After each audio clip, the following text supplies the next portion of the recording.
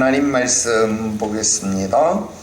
구약성경 사무엘상 17장 1절부터 11절까지 기록된 말씀.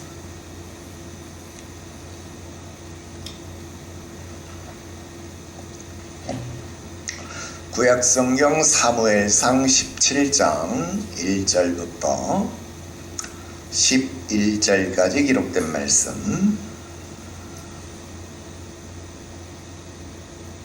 우리 함께 한 목소리로 합독합니다. 읽어요. 시작. 블레셋 사람들이 그들의 군대를 모으고 싸우고자 하여 유다에 속한 소고에 모여 소고와 아세가 사이에 에베스 담밈에 진침해 사울과 이스라엘 사람들이 모여서 엘라 골짜기에 진치고 블레셋 사람들을 대하여 전열을 벌였으니 블레셋 사람들은 이쪽 산에 섰고 이스라엘은 저쪽 산에 섰고 그 사이에는 골짜기가 있었더라.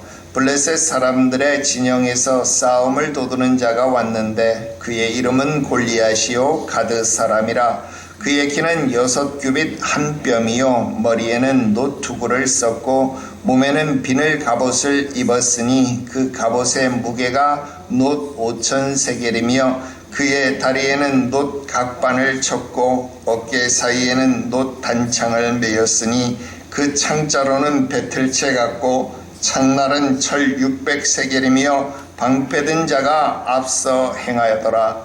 그가 서서 이스라엘 군대를 향하여 외쳐 이르되 너희가 어찌하여 나와서 전열을 벌였느냐. 나는 블레셋 사람이 아니며 너희는 사울의 신복이 아니냐. 너희는 한 사람을 택하여 내게로 내려보내라.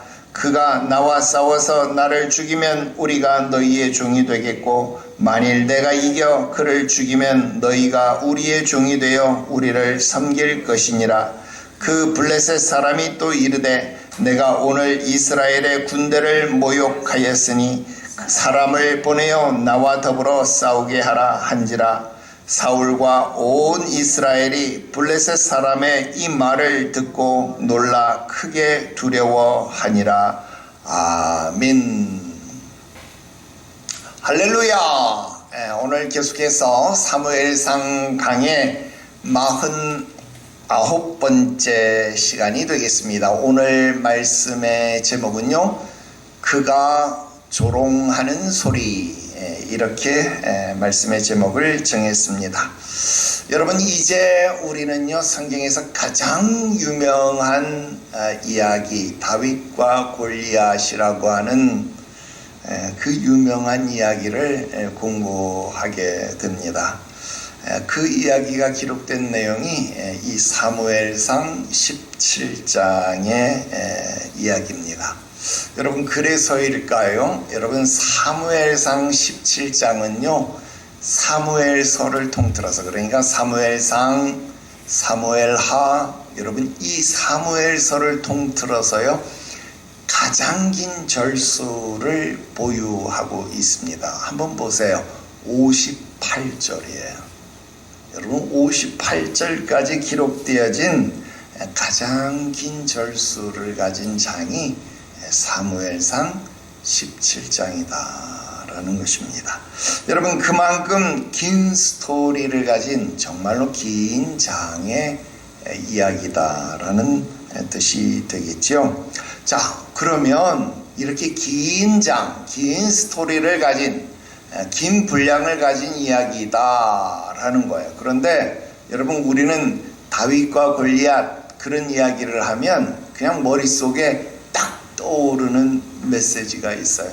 심지어 여러분, 교회 안 다니는 사람, 여러분 교회 안 다니는 사람, 예수도 안 믿는 사람, 여러분 성경을 한 번도 읽어보지 않은 사람도 다윗과 골리앗 그러면 여러분 알아요, 몰라요?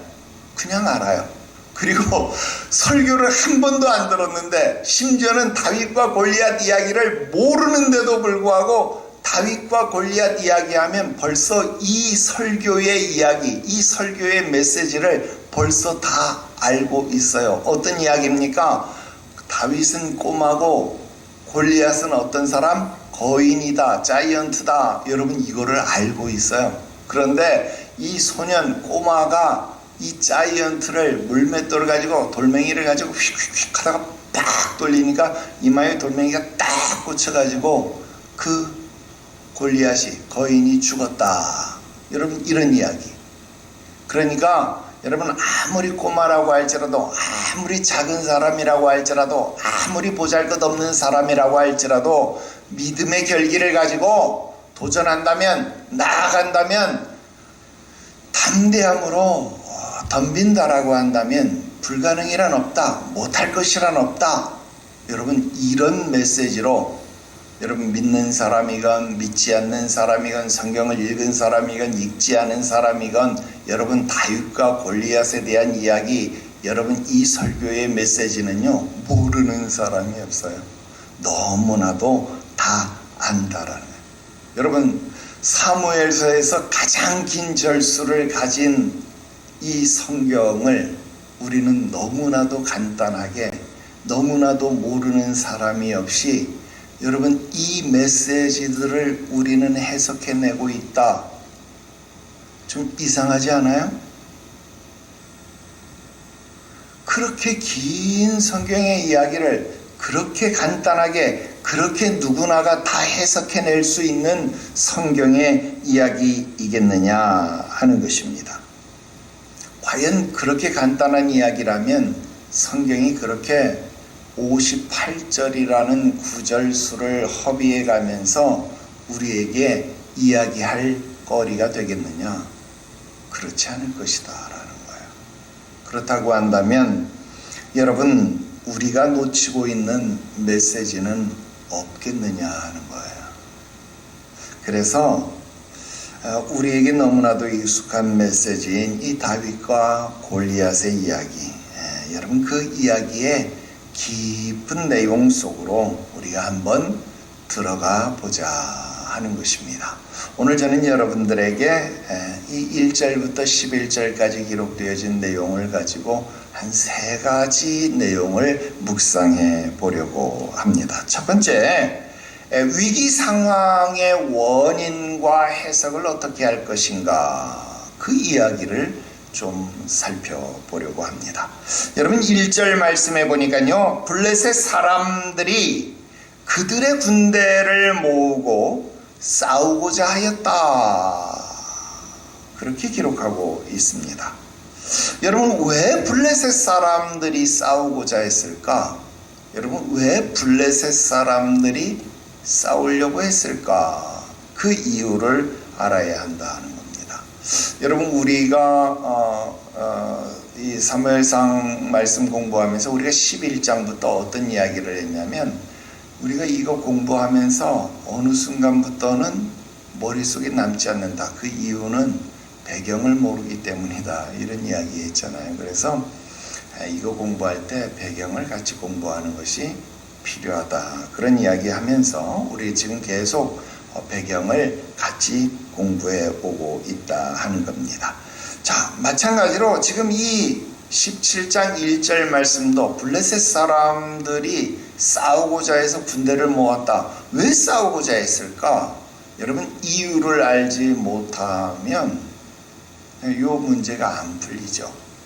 옛날이나 지금이나요 지도자들에게 건강에 신변에 이상이 생기면 건강에 이상설이 생기면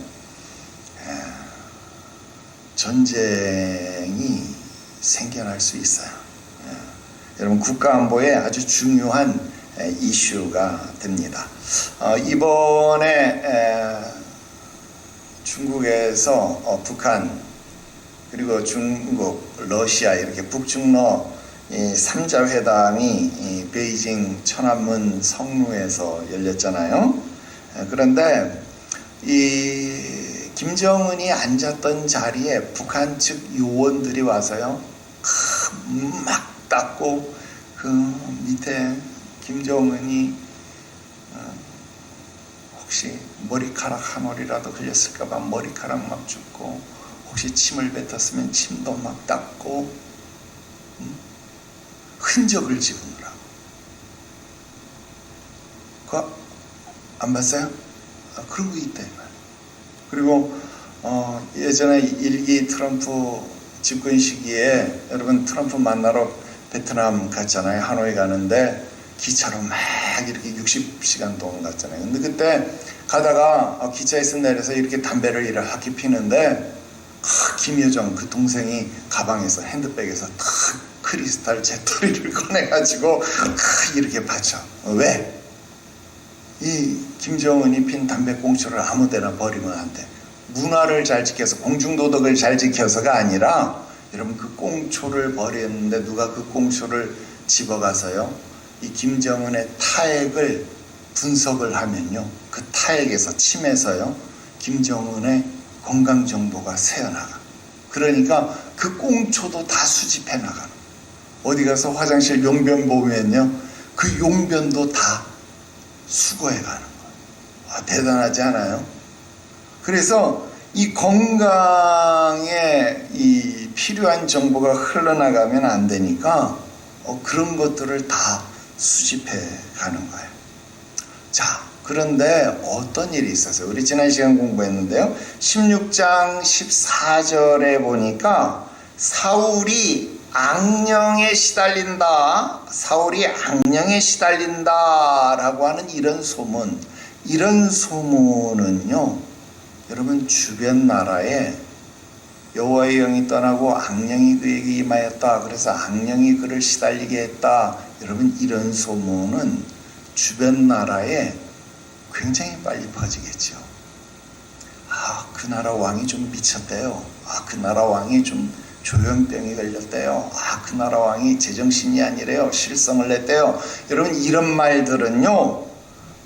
발 없는 말이 천리길이 간다고. 여러분 뭐 실시간 타전은 아닐지라도 그 옛날에도 이런 내용들은 굉장히 빨리 퍼진다 이 말이에요. 즉 사울의 통치력이 약화되거나 의심이 되는 상황으로 비치기에 충분하다 하는 겁니다. 그러니까 당연히 전쟁을 도발할 수 있는 기회가 된다라는 겁니다. 더욱이 여러분 어때요? 조금만 더 앞으로 가면 14장 우리가 공부했던 믹마스 전투에서 블레셋이 사울에게 패하였잖아요. 그러니까 지금 블레셋 입장에서는 조금만 기회가 있으면 원수를 갚아주어야 할 그런 기회를 엿보는 시대 아닙니까? 조금만 이스라엘이 약해졌다 또는 사울이 약해졌다 틈만 보인다 그러면 곧바로 복수할 기회, 반격할 기회를 찾을 그러한 때인데 여러분 사울에게 건강 이상이 생겼다. 사울에게 지도력 약화가 발생되었다. 여러분 이것보다 더 좋은 기회가 어디 있어요? 당연히 여러분 군사를 모집해야 될 것입니다. 여러분 이게 지금 1절에 나타난 군사를 모은 이유가 될 것입니다. 반면 이 영적인 원인으로도 여러분 사울은 지금 하나님의 영이 떠난 상황이잖아요. 즉 하나님께 버림을 받은 그런 상황이 되었다라는 겁니다. 여러분 그렇다고 한다면 하나님께 버림받은 자, 하나님께 버림받은 지도자가 이끄는 전쟁에서 그 전쟁에서 이길 수 있다 없다. 여러분 이것은요 자명한 일이에요. 비록 블레셋 사람들이 여러분 하나님을 섬기지 않았지만 여러분 이미 앞에서 법궤를 빼앗아 왔던 전적이 있잖아요. 그리고 그 여호와라는 신이 전쟁에 관련된 신이다라고 하는 것은 블레셋 사람들도 이미 알고 있어요.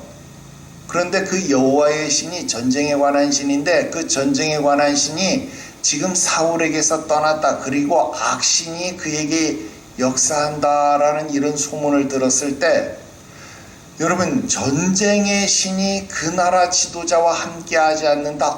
그러면 저들은 싸움을 했다면 이길 수 없다. 여러분 이런 계산은 영적인 상황만 보아도 계산이 나오는 거예요. 당연히 전쟁을 일으켜야 한다 하는 것입니다. 여러분 전쟁은 하나님께 속한 것인데 사람의 힘으로 되는 것 아니잖아요. 당연히 전쟁을 일으키면 지금 이길 수 있다는 겁니다. 블레셋 사람들이 바보가 아니잖아요. 자기들은 지금 철기 문명이잖아요. 철기 문명, 강철검을 가지고 있잖아요. 그런데 이스라엘 백성들은 누구만 가졌다고요? 사울왕과 요나단 정도만, 왕과 세자 정도만 지금 강철검을 가지고, 다른 백성들은 뭐만 가지고 있어요? 청동기 문화예요. 그러니까 농기구, 삽, 곡괭이 이런 것만, 구리로 된 것, 황동으로 된 것, 이런 농기구를 가지고 있지, 여러분 변변한 무기조차 없는 나라예요. 여러분 이런 나라를 그냥 놔두라고요? 지금 당장 쳐들어가기만 하면 이길 수 있잖아요. 여러분 이런 기회를 그냥 놓칠 이유가 하나도 없다 하는 겁니다. 그러니까 지금 당장 쳐들어가면 이길 수 있다, 이런 확신 당연한 것이다 라는 거예요. 그러니까 이스라엘 블레셋 사람들이 싸우고자 하여 군사를 모았다. 여러분 이것은 너무나도 당연한 것이다 라는 거예요.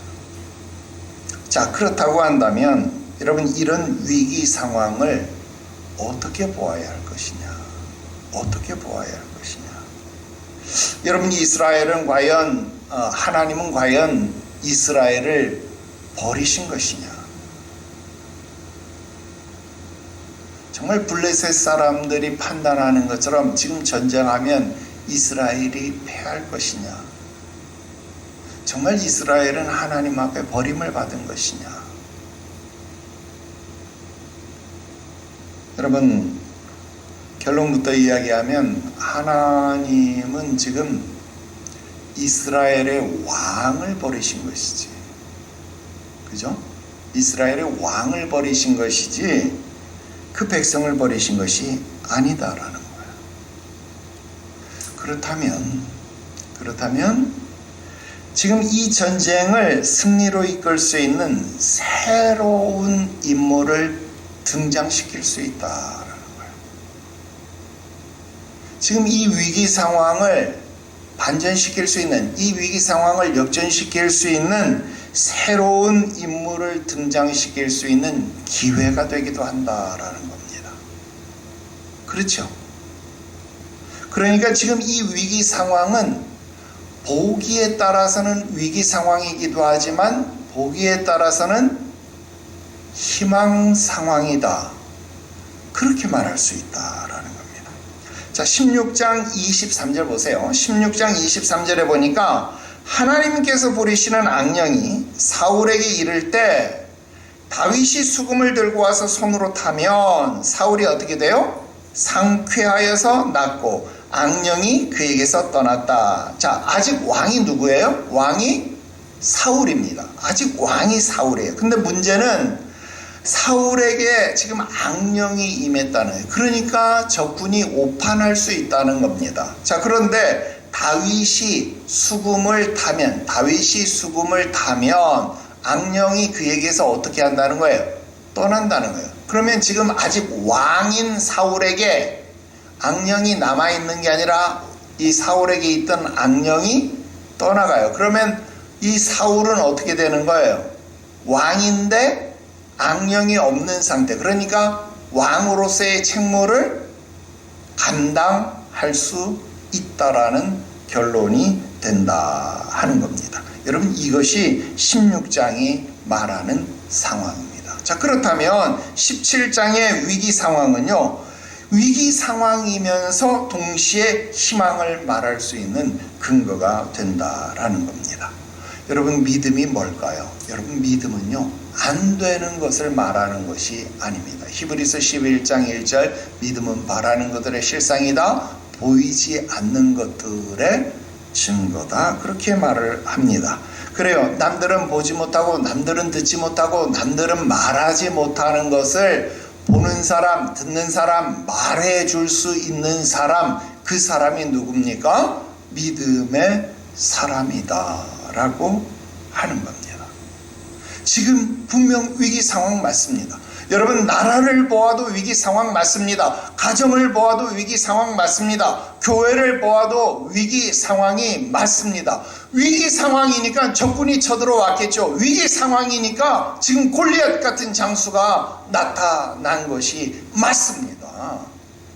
그런데 이 위기 상황이라고 하는 것은요, 뒤집어서 말하면 보기에 따라서는요, 이것을 반전시킬 수 있는 사람이 나타날 수 있다는 뜻입니다. 이 상황을 엎을 수 있는, 바꿀 수 있는 하나님의 역사가 있을 수 있다는 뜻입니다. 여러분, 그 희망을, 그 믿음의 역사를 말할 수 있는 믿음의 사람이 되시기를 주 예수의 이름으로 축원합니다. 여러분, 이것이 지금 17장의 상황을 바라보아야 하는 저와 여러분들의 눈입니다. 자, 그 다음 두 번째 여러분들에게 말씀을 드립니다. 골리앗에 대한 소개입니다. 여러분, 4절부터 7절까지는요, 이 골리앗에 대한 묘사가 이어지고 있습니다. 우선 4절에 보니까요, 뭐라고 소개하냐면 싸움을 도두는 자, 이렇게 이야기를 했어요. 원어로 보니까 이쉬 하베나임 그랬어요. 이쉬라는 말 우리 많이 공부했어요. 이쉬라고 하는 말은 사람 이런 뜻이고, 그 다음 하베나임, 하는 전치사, 베나임이라고 하는 것은 저쪽과 이쪽, 그러니까 진영과 진영 사이의 이 공간, 그 공간을 베나임 그렇게 이야기하는 거예요. 그러니까 공간과 이 진영과 진영 사이의 공간에 있는 사람. 여러분, 우리나라, 그러니까 동양에서 보면 삼국지나 뭐 이런 동양에서 보면 진영과 진영 사이에 말 타고 이렇게 장군들이 요 앞에 이렇게 있잖아요. 그러니까 우리나라나 동양의 개념으로 보면 이거 선봉장 뭐 이런 개념이 이쉬 하베나임, 싸움을 도두는 자, 이런 내용이고요. 여러분, 이 뭐 영화 트로이 같은데 이 헬라권, 서구 문화권에서 나오는 이런 영화 같은데 보면 이 전면전을 벌이기 전에 먼저 이 앞에 뭐 대장은 아닌데 하여튼 뭐 대장급 되는 이 싸움을 도두는 자, 그 사람이 이시하베나임인데요. 이 사람이 먼저 싸움을 싸워요. 이 두 사람이 먼저 싸움을 싸우고 뭐 일종의 약간의 점치는 내용이에요. 그러니까 먼저 둘이 한번 싸우고, 싸우면 이제 어느 쪽이 이기겠죠. 그 이기고 나면 그 기세에 따라서 뭐 사기가 올라가는 쪽이 있고 사기가 좀 꺾이는 쪽이 있지만, 그렇게 한번 붙고 난 다음에 그 다음 와 해서 서로 붙는 겁니다. 그래서 그 먼저 붙는 사람, 그 붙는 사람들을 이제 싸움을 도두는 자, 그렇게 이야기를 해요. 그래서 우리 동양 쪽에서는 좀 잘 없는 개념이기는 합니다. 그래서 어쨌든 그냥 우리나라로 보면 뭐 선봉장 뭐 이렇게 이야기를 해도 좋을 것 같아요. 그런데 어쨌든 이 사람이 있다, 싸움을 도두는 자가 있었다, 뭐 그래요. 자, 그런데 이 사람의 이름이 뭐라고요? 골리앗이다. 그런데 가드 사람이다. 그렇게 이야기를 해요. 자, 그런데 골리앗, 그러니까 골리앗이라는 사람의 이름의 뜻이 뭘까? 성경학자들이 골리앗의 이름의 뜻을 찾으려고 노력을 해봤어요. 그런데 이름의 뜻이 분명하지가 않아요. 이유는 이 골리앗이라는 이름이 이 셈조거 계통이 아닌 이름이에요. 그러니까 지금 여기도 보면 가드 사람이다 그랬잖아요. 그러니까 이 골리앗이라는 인물은 이 지역 사람이 아닌, 그러니까 블레셋으로 잡혀오거나 아니면 망명을 왔던, 그러니까 이주해 왔던 이민족 출신의 사람이었다라고 보여집니다. 그래서 그 이름의 뜻이 분명해 보이지 않습니다. 그래서 뭐 그 이름이 분명하지는 않은데 뭐 대강 뭐 추측만 할 따름이면, 그러니까 추측된 이름이니까 뭐 여러분들이 기억할 필요도 없어요. 그런데 어쨌든 그 키가 6 규빗 한 뼘, 그러니까 뭐 6.5 규빗 그렇게 생각을 하면 좋겠어요. 한 규빗이 여기서부터 여기까지가 한 규빗. 요거를 일단 한 45cm 정도 이렇게 이야기를 해요. 그러니까 6규빗 그리고 반 규빗 정도를 더하면 이게 어느 정도 되느냐? 약 2.9m, 283cm 뭐 이렇게. 성경 도량형은 이제 어느 정도 구약의 도량형은 정확하지 않으니까요. 한 2.9m, 한 283cm, 2.9m 정도 되니까 거의 3m 되잖아요. 되게 크죠.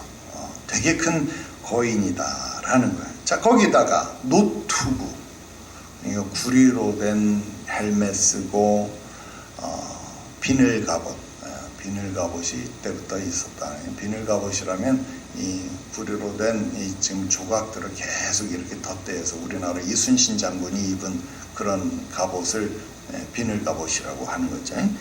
그런 비늘 갑옷. 그런데 그 비늘 갑옷의 무게가 5,000세겔. 한 세겔이 11g, 11.5g이니까요. 5,000세겔 그러면 갑옷 무게만 57.5kg. 엄청나죠. 57.5kg.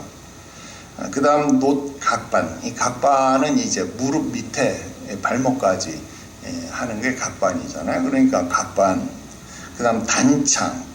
창자로는 배틀채 같다. 배틀채. 그리고 창날만 600세겔. 그러니까 창날만 7kg 정도 된다. 그 말이에요. 그리고 방패는 따로 드는 사람이 있었다. 이게 무슨 말이에요? 뭐 다 외울 필요도 없어. 머리끝에서부터 발끝까지 한마디로 말하면 그냥 어마무시한 중무장을 했다 이런 말이 되는 거고, 한마디로 그냥 천하무적이다 뭐 그런 말이죠. 그런데 여러분 옛날에는 지금 얘기 다 이스라엘은 청동기 문화, 뭐 그다음 블레셋은 철기 문화 이렇게 얘기하는데 전부 다 노수로 했다 그러니까 여러분 노수로 이렇게 막 그냥 황금색 뭐 우리 옛날 녹그릇 해봤잖아요. 뭐 조금만 닦아도 막 번쩍번쩍하지 않겠어요. 그러니까 머리 끝에서 발끝까지 여러분 어떻겠어요? 막 번쩍 막 아주 빛이 나지 않겠습니까? 그냥 그 위용만 봐도 막 무서워서 벌벌 떨어야 할 대상이 지금 골리앗이다라는 겁니다. 그렇습니다. 오늘날 우리를 괴롭히는 사탄 마귀가 그렇습니다. 그 위세가 정말 대단합니다. 그냥 말 한마디, 눈빛 하나하나가 우리를 집어삼킬 듯하다 하는 겁니다. 더군다나 그 이름의 뜻도 몰라. 무슨 말입니까? 정체도 모른다 이 말이에요. 멜기세덱 대제사장 시작도 모르고 끝도 모른다 그랬잖아요. 근데 지금 이 골리앗도 그 정체를 모르는, 우리가 사단이 그 정체를 모르는, 지금 나를 공격하는 자가 어디서 나를 공격하는지, 어디서 왔는지 그 정체를 모르는 거예요.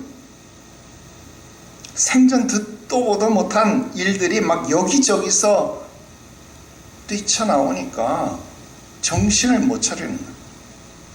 그런데 머리끝에서부터 발끝까지 막 번쩍번쩍 하니까 여러분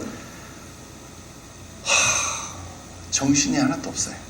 거기다 비늘 갑옷이니까 여러분 몸이 움직일 때마다 막 날카로운 쇠조각 소리들이 막 귓가를 울릴 것 아닙니까?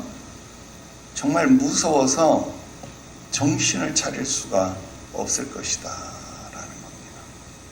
여러분 이것이 지금 우리 앞에 서 있는 적군의 정체입니다.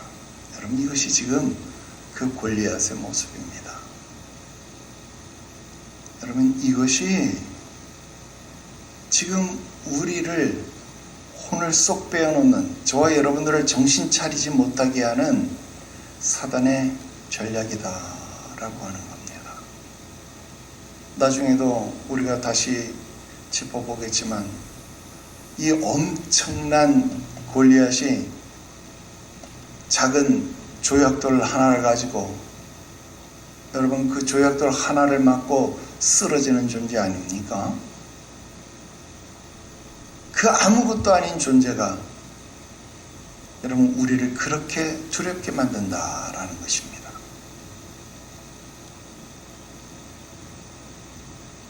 속지 말아야 합니다. 정신을 차려야 합니다. 세 번째 말씀 드리려고 합니다. 사실 이 세 번째 말씀이 굉장히 중요합니다. 골리앗의 조롱, 오늘 제목이 뭐라고요? 그가 조롱하는 소리. 그러니까 지금 골리앗의 조롱과 사울, 이스라엘의 모습입니다. 골리앗이 어떻게 조롱했나? 또 사울과 이스라엘은 어떤 모습을 보였는가? 여러분 그것을 살펴보아야 합니다. 여러분 지금 골리앗의 모습과 위세만 보아도 여러분 주눅이 들 판인데요. 그의 입에서 불을 뿜는 원사가 튀어나오고 있습니다.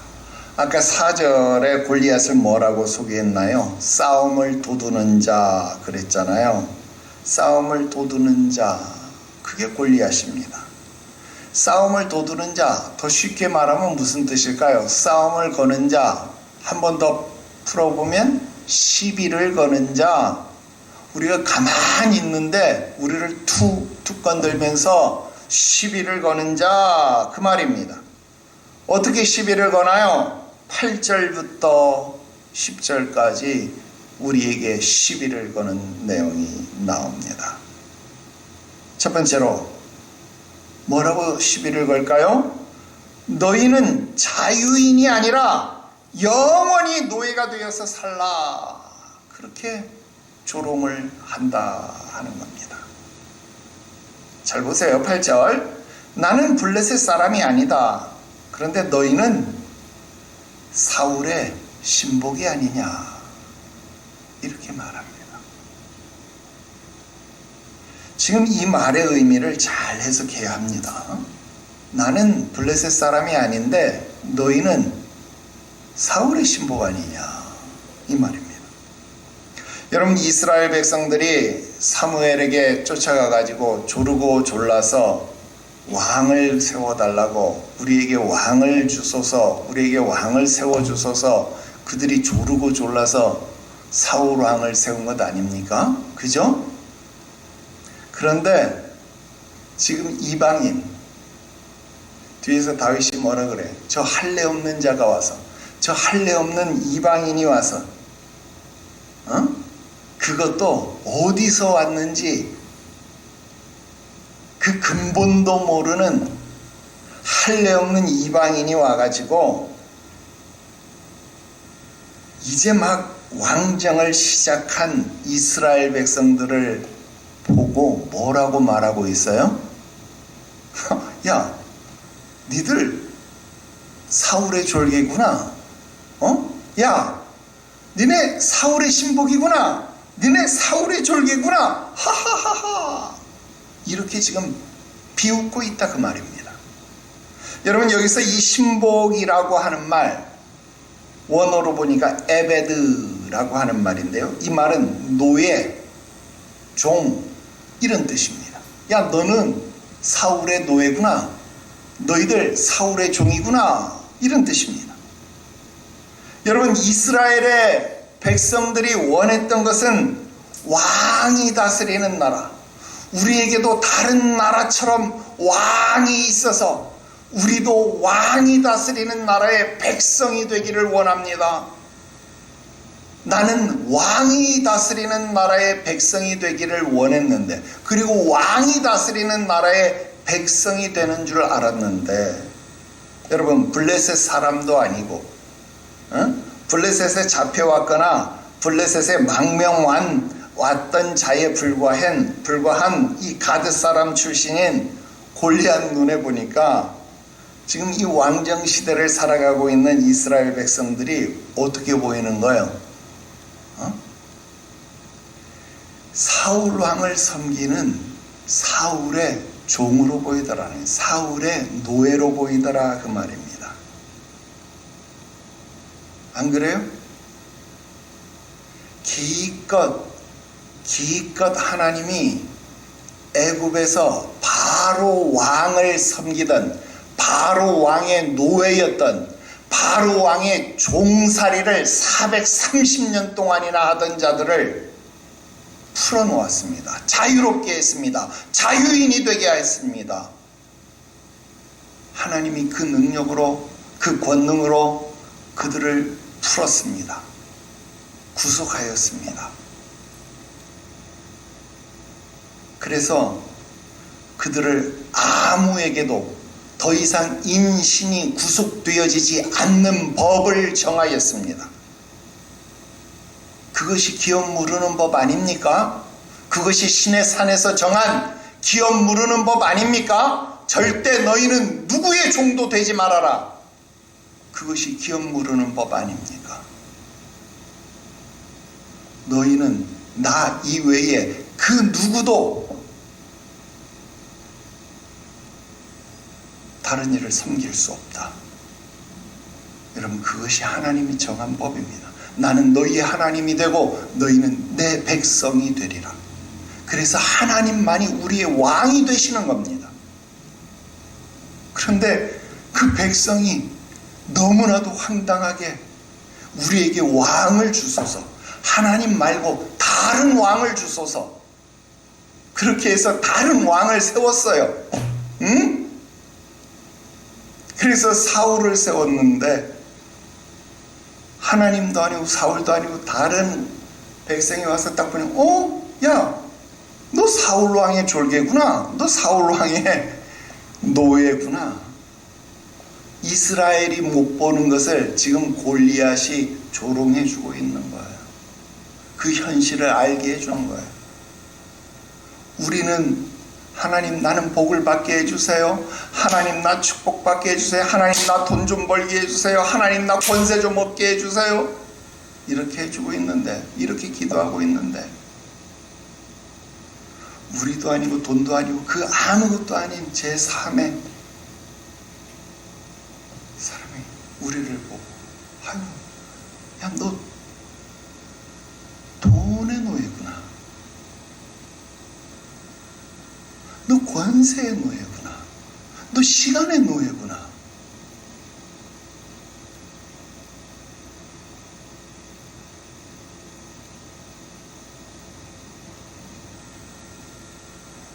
왕이신 하나님을 제쳐두고 다른 것을 내 마음의 왕좌에 앉히는 거예요.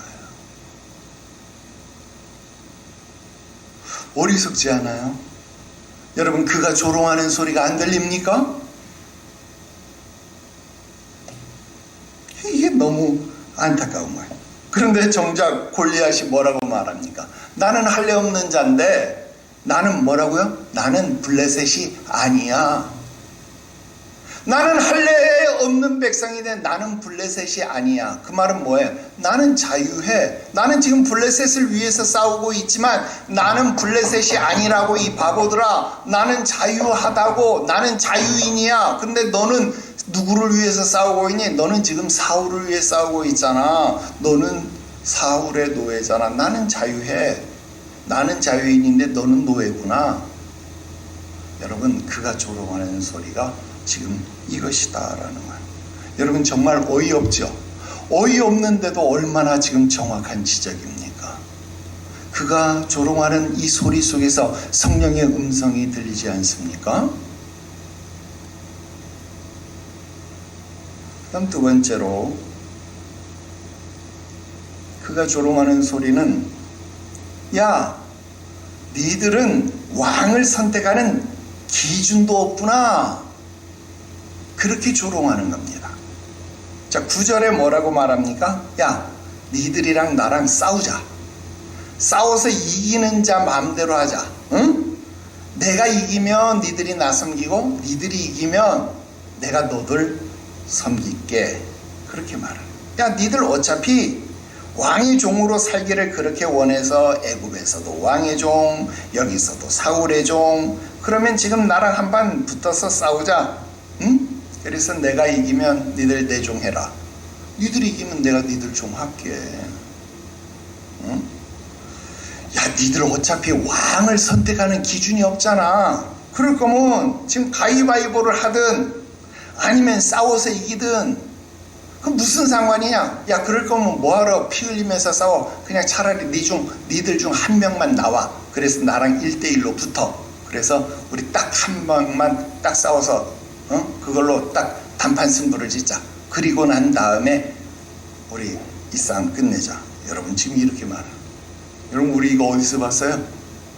야, 미국 대통령이요, 카나다는 대통령 총리잖아요. 카나다 총리 보고, 야, 카나다 총리, 야, 니네 나라 하지 말고 우리 50개 주가 있는데 니네 우리 51번째 주로 51번째 주로 우리 미국에 편입하면 어때? 야, 니 총리 하지 말고 우리 미국 주지사 해라, 주지사. 이야, 이 트럼프라는 대통령이 카나다 총리 보고 이렇게 말하는. 여러분 엄청난 일 아닙니까? 지금 이런 일이 21세기 지금 우리 눈앞에서 막 펼쳐지고, 여러분 이런 일이 막 지금 일어나는 일이 실제적으로, 지금 이런 일이 실질적으로 우리에게도 있잖아요.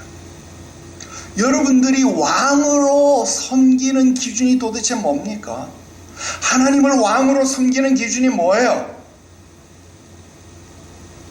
돈 되는 일이라고 한다면 시간도, 주일도,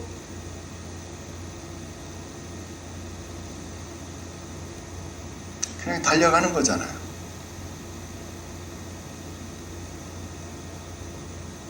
주일은 하나님과 약속한 날이잖아요. 안식일을 기억하여 거룩히 지키라. 하나님과 약속한 날이잖아요. 왕을 선택하는 기준이 없는 거예요. 복을 받는 기준이 없는 거예요. 그가 조롱하는 소리가 들리지 않느냐 그 말입니다. 두려운 일입니다. 세 번째, 나는 의도적으로 너를 조롱하겠다 그 말입니다. 10절에 내가 오늘 이스라엘의 군대를 모욕하였으니 그렇습니다. 여러분 이 말은 그냥 내가 오늘 너를 놀렸다, 조롱했다 그런 뜻이 아니에요. 여기 일단 모욕하다 하는 말은 이 하라프라는 말이에요. 하라프. 이건 비난, 조롱, 무시 뭐 이런 뜻인데요. 이건 그냥 호불호에 관한 말이 아니에요. 그냥 내가 좋아서 또는 싫어서 비난하다, 무시하다, 조롱하다 이런 뜻이 아니라 아주 비열하게 악한 의도를 가지고 생채기를 내기 위해서, 흠집을 내기 위해서 비난하다, 조롱하다, 무시하다 그런 뜻입니다. 그리고 여기에 내가라는 말과 오늘 이 말이 첨가되어 있습니다. 주체와 시간이 첨가되어져 있다 이 말입니다. 자, 이게 중요한 말이에요. 그리고 16절 보세요. 16절. 자, 16절 보면 그 블레셋 사람이, 내가가 누구예요? 그 블레셋 사람이라는 거죠. 오늘이라는 말이 40일 그 말로 바뀌는 거예요. 내가 40일 동안 조석으로 나와서 몸을 나타냈다. 무슨 말입니까? 이 싸움을 도두는 자, 그 시비를 거는 자가요, 하루에 2번씩 40일 동안, 그러니까 80번 동안 80번이나 지속적으로 지금 이스라엘 군대를 비난하고 있다는 거예요. 여러분, 한 번 당하면 그런다 칩시다. 그런데 2번 당하면 바보래요. 3번 당하면 뭐라고 할 겁니까? 아니 80번 당하면 뭐라고 할 거예요?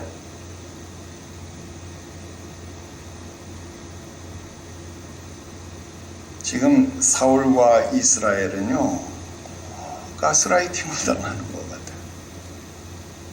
여러분 군대 다녀오신 분들은 다 아는 내용, 또 우리나라 국민들은 다 알아요. 북한이 제일 두려워하는 거 다른 거 아닙니다. 대북 심리전, 북한의 삐라를 보는 거, 대북 전단지 보내는 거, 그거 제일 싫어해요. 왜? 체제가 무너지는 일이니까요. 거기 막 쌀 담아져 있고 1달러짜리 지폐 들어있고 그거 제일 싫어해요. 자기들의 체제가 흔들리니까요. 여러분, 대북 방송의 위력이 얼마나 북한을 두렵게 만드는지 아십니까? 대북 방송 제발 끄라고 난리도 아니에요. 대북 확성기 보수 정권 들어서면 설치하고 진보 정권 들어서면 다 없애고, 반면 우리나라 사람들, 여러분, 북한이 미사일 쏜다고 밥을 안 먹습니까? 잠을 안 잡니까? 응? 근데 북한 김정은은 일명 죽음의 백조, 그 B2 폭격기라고 하는 게 떴다 그러기만 하면 잠을 못 자죠. B2 폭격기 떴다 그러면 지하 벙커로 가서 숨습니다. 훈련을 빙자해서 진짜 폭격을 할까봐 겁나서. 이번에도 트럼프가 만나러 오라 그러는데 숨어서 안 나와요. 그리고 트럼프 비행기 출발하니까 나와서 다시 공개 활동 시작하잖아요. 여러분, 이런 조롱 멸시를 들었다는 거, 얼마 동안 40일 동안 아침 저녁으로 이런 조롱 멸시를 들었다는 거예요. 의도적으로 생채기를 내기 위해서 지금 우리에게 그러고 있다는 거예요. 네 번째, 나는 지금 하나님의 군대를 조롱하겠다. 10절에 내가 오늘 이스라엘의 군대를 모욕하겠다 그랬어요. 자, 나는 이스라엘의 군대를 모욕하였으니 그랬잖아요. 자, 이게 지금 골리앗, 싸움을 거는 자, 그가 조롱하는 소리예요. 그런데 자, 26절 그리고 36절 보세요. 그런데 다윗은 이스라엘의 군대를 모욕한 거로 들었어요? 다르게 들었어요? 26절에도 그러고 36절에도 그러고 다윗은 뭐라 그래요? 저 할례 없는 자가 뭐를 모욕했대요? 하나님의 군대를 모욕했대요. 이스라엘의 군대를 모욕한 게 아니라 저 할례 없는 자가 모욕한 것은, 조롱한 것은 누구를 모욕한 거래요? 하나님의 군대를 모욕한 거래요. 여러분, 지금 골리앗이 무엇을 조롱하고 있는지, 무엇을 멸시하고 있는지, 무엇의 악한 의도를 가지고 생채기를 내고 있는지를 정확하게 꿰뚫어 보고 있는 게 어린 다윗 이외에는 아무도 없었다는 거예요.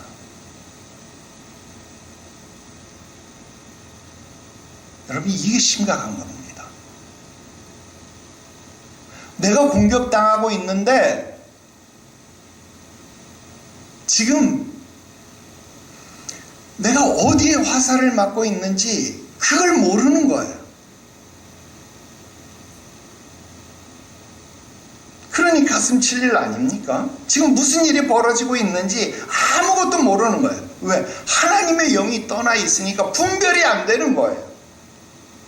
그것도 40일 동안 조석으로 아침과 저녁으로 날마다 하나님의 군대가 조롱을 당하고 있는데, 왕이라는 작자가, 그리고 왕을 세워달라고 사무엘 앞에 쫓아가 가지고 매달렸던 이스라엘 백성들이 두려워서 떨고만 있다 이 말입니다. 11절, 그들이 이 말을 듣고 어떻게 했대요? 놀라서 크게 두려워했다. 여기 놀라다라는 말은요, 핫하드라는 말이에요. 이 핫하드라는 말은요, 산산이 부서지다, 산산이 조각나다, 이런 뜻입니다. 놀라다라는 말이, 그가 조롱하는 소리를 듣고 마음이 산산이 부서져 버려요. 결론입니다. 그가 조롱하는 소리가 들립니다. 골리앗이 조롱하는 소리가 들립니다. 그 이름의 뜻도 알지 못하는 자, 그 근본도 알지 못하는 자가 지금 우리를 조롱하고 있습니다. 우리가 누군지 압니까? 여러분들은 보통 사람이 아닙니다. 민수기부터 공부했잖아요.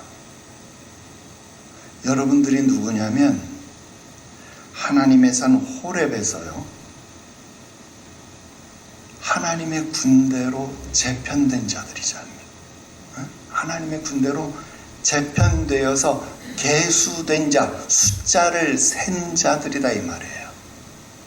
하나님의 군대로 재편된 자, 그냥 홍해수를 건너서 온 오합지졸이 아니라 하나님의 산에서 예배를 통해서, 레위기를 통해서 하나님과 언약을 맺고 하나님의 군대로 재편된 자, 하나님의 군대로 숫자를 센 자, 이제는 하나님의 백성으로 하나님의 군대로 재편되어서 순서를 정한 자, 그래서 저 천성을 향해서, 가나안을 향해서 행군을 명령받은 자, 구름 기둥과 불 기둥의 인도를 받는 자,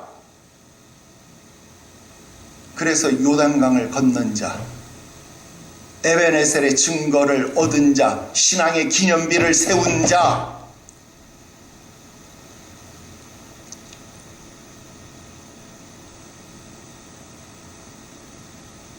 그런 여러분들을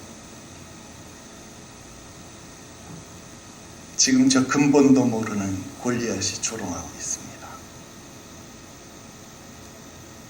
예수님이 말씀했잖아요. 소금이 맛을 잃으면 밟힌다고. 조롱당할 때는요, 이유가 있습니다. 분발해야 합니다.